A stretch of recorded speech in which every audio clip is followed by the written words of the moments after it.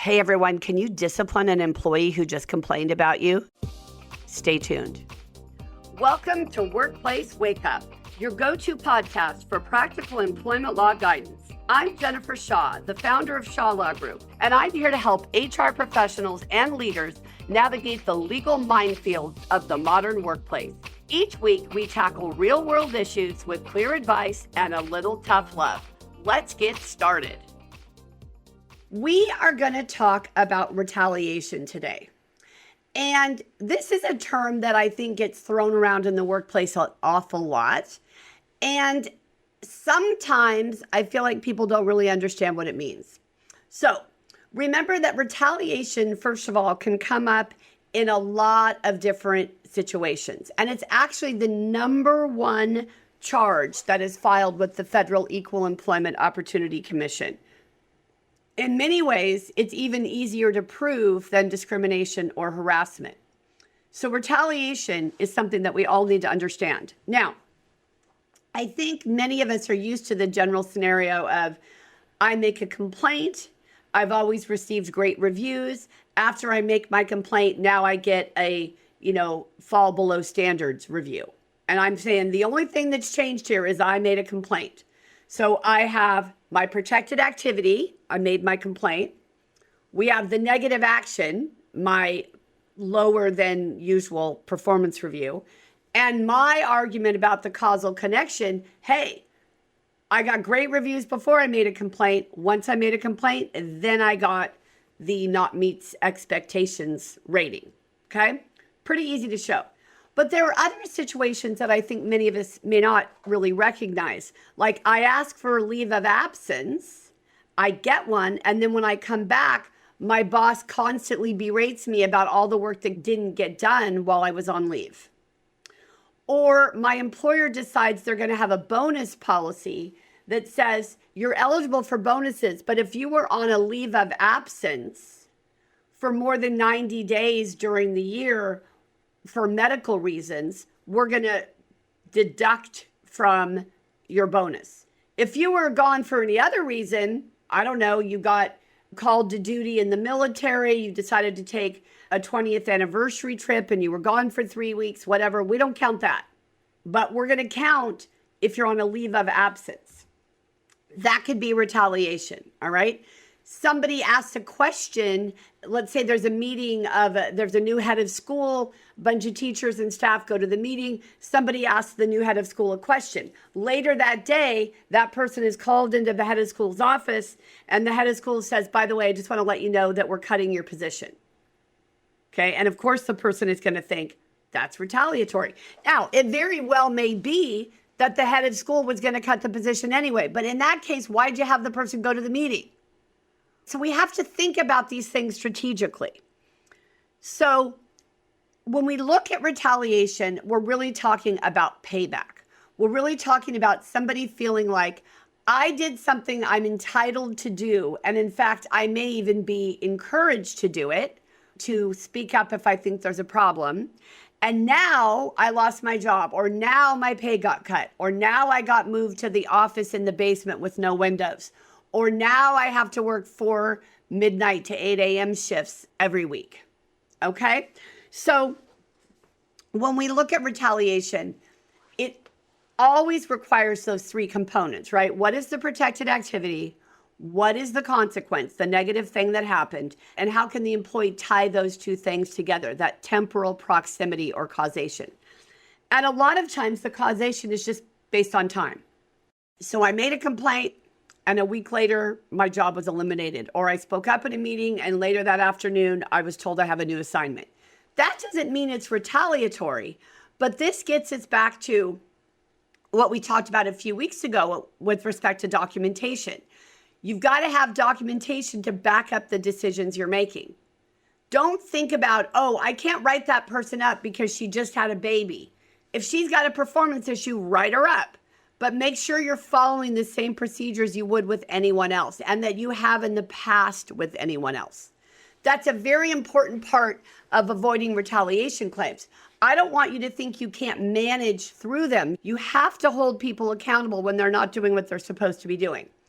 But what I want you to think about is, okay, if I'm doing that, if I am holding people accountable, how do I avoid a retaliation claim? How do I avoid somebody thinking I'm doing this because they spoke up, or because they made a workers' comp report of injury, or because they asked that their paycheck be reviewed because they think it was short, and it was.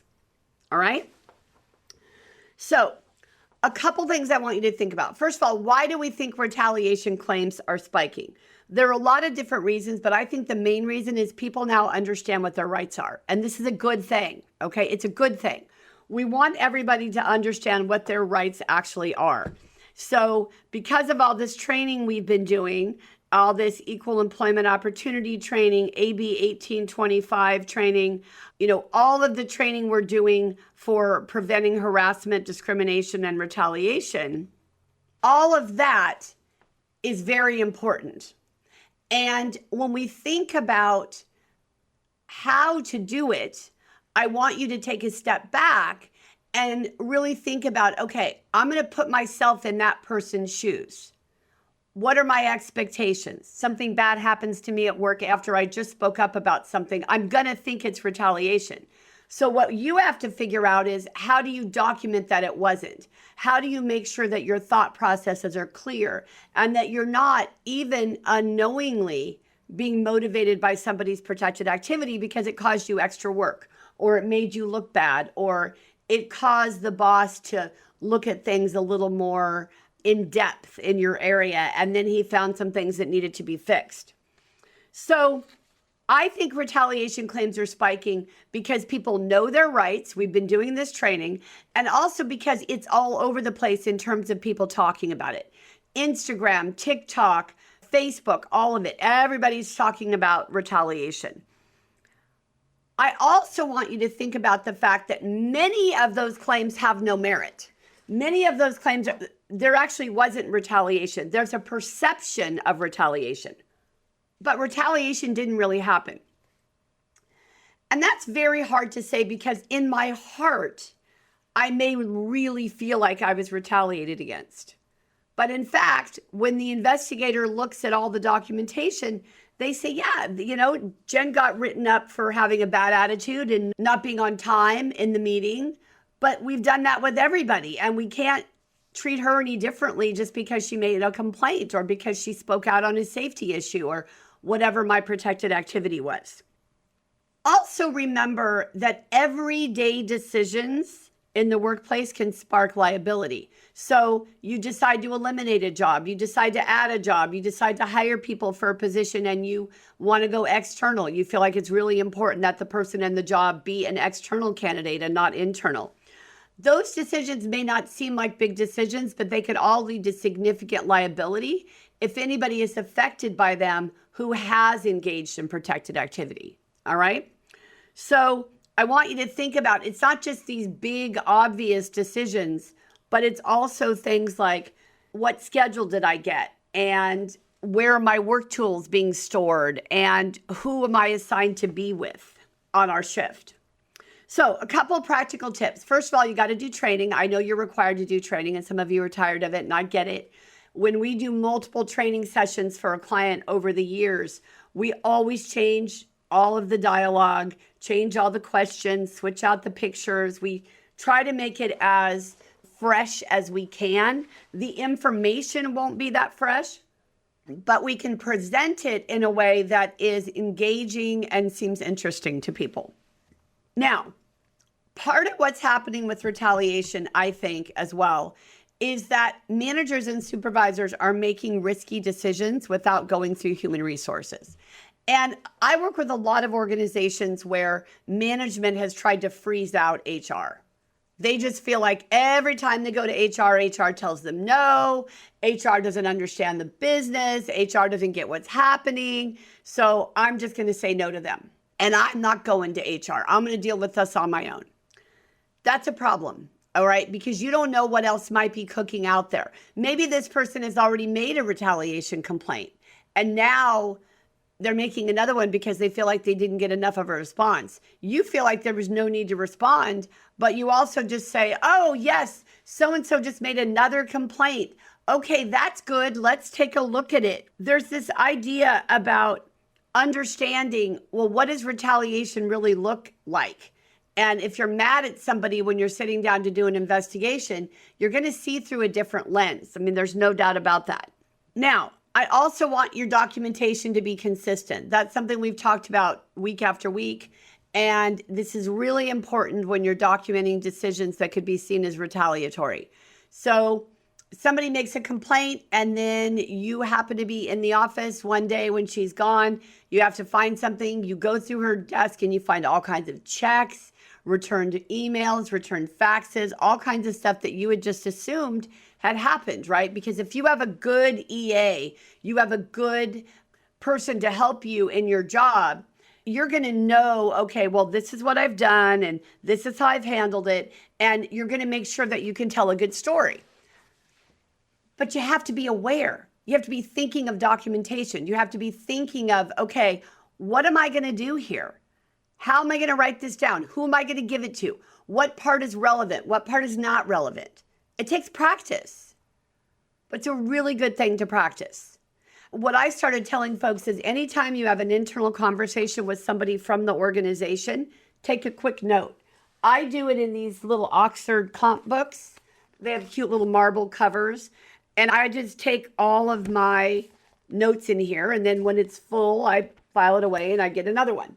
So the idea is I want to make sure I'm documenting. I want to make sure I know what's going on. Also, we have to help employees to be upstanders. I don't want bystanders. I don't want people around whining, oh, this is so terrible. We should have done something. Why isn't the management acting? Forget it. You act. Everybody is empowered to stop inappropriate conduct at work. So don't give me that. I want to make sure that everybody feels very comfortable raising issues. And as soon as you start having rules like you must put your complaint in writing, why? They're afraid it's going to be seen somewhere. You can write down what their complaint is. I know what you're thinking. Yes, but we don't have a document that has her signature and her social security number and 5 of her fingerprints. Yeah, I know you don't. But your integrity will stand up to any question about that documentation.